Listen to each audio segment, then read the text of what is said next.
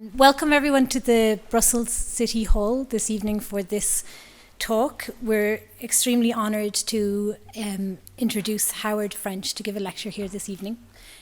This talk is the first in a prestigious lecture series by the VUB on the current state of the world.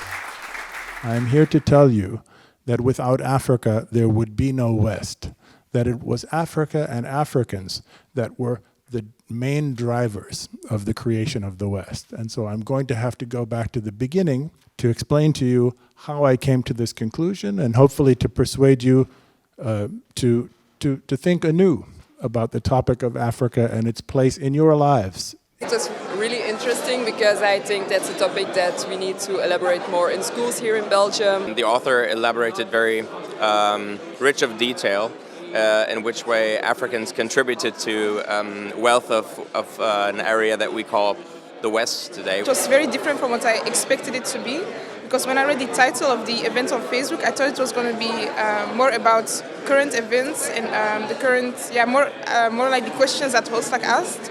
But I enjoyed the fact that he talked about the history, because me, myself, I didn't really know all the history behind it. I think that Professor French is bringing a new narrative to the own history, our colonial history, and which really questions our entire past, and he opens new horizons for our thoughts. As a student, most of the time we were learned about one specific view, the European view, and so it's now quite interesting to know and to hold in the back of our head that there was also a story going on before the whole story about, Columbus and all